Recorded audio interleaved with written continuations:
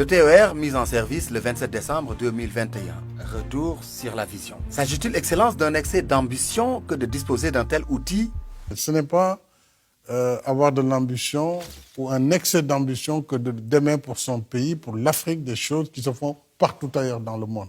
Je ne peux pas accepter qu'on veuille réduire l'Afrique à la misère. Ça, je ne peux pas l'accepter. Ce que les autres font, nous devons pouvoir le faire. Et la preuve est là, nous le faisons. Aujourd'hui, on vous dira, oui, c'est cher, mais qu'est-ce qui n'est pas cher? C'est plus cher encore de ne pas le faire.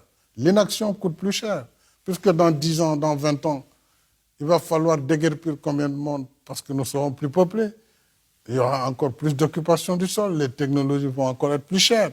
Donc, c'est cette inaction qui est la plus chère et non pas le prix d'une prestation, d'un service connu par ailleurs par le monde. Quid du coût, Monsieur le Président? Une technologie, ça a un coût, il faut se donner les moyens de l'acheter. Donc, le coût du TER, c'est un débat qui n'est pas un débat essentiel. Si l'on voit l'apport à notre économie, au bien-être de nos populations, à la sécurité du transport urbain. Quelles ont été, Excellence, vos exigences dans ce projet? Nous avons tenu, nous, et ça c'est notre exigence, que tous les 300 mètres, qu'il puisse y avoir un pont afin que les usagers et les personnes puissent traverser en toute sécurité. Alors, de quel type de train disposons-nous ici, Monsieur le Président, technologiquement s'entend? Aujourd'hui, même en France, ce TER n'est pas encore conçu là-bas. Il va être une technologie nouvelle, il n'y a même pas de signalisation verticale sur la voie, tout est embarqué. Donc, c'est des technologies qui ont leur prix.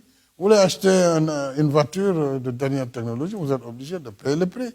Ou alors, on aurait pu se contenter d'un tramway qui date de 1934, ou d'un métro qui roule beaucoup moins vite, ou en tout cas qui a moins de performance. Ainsi donc, Excellence, comprend-on de mieux en mieux la vision? Ce TER sera connecté au BRT, 2 projets, 2 objectifs, mais une seule finalité, développer au Sénégal le mass transit pour un futur plus résilient de nos agglomérations. N'est-ce pas là le souci de l'anticipation? Nous sommes aujourd'hui autour de 4 millions de personnes à Dakar. On a beaucoup de difficultés déjà pour la mobilité. Dans 10 ans, nous serons plus de 8 millions d'habitants sur le même périmètre. Et dans 25 ans, nous serons presque 12 à 15 millions dans la presqu'île de Dakar. Comment nous allons bouger? On a bien vu que les embouteillages coûtent à notre économie plus de 100 milliards de francs CFA par an. Du fait des embouteillages, simplement. Je ne parle pas de la pollution, de l'impact sur la santé des enfants, des asthmatiques. Il faut que nous puissions élever le niveau de la prestation pour nos pays, pour nos populations. Un train électrique, c'est d'abord moins polluant. C'est plus rapide, c'est plus sûr, ça transporte plus de personnes que 100 000 bus que vous allez mettre.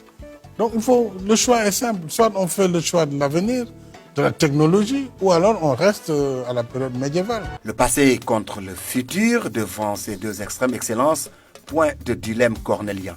Les générations présentes comme futures font le pari de l'avenir.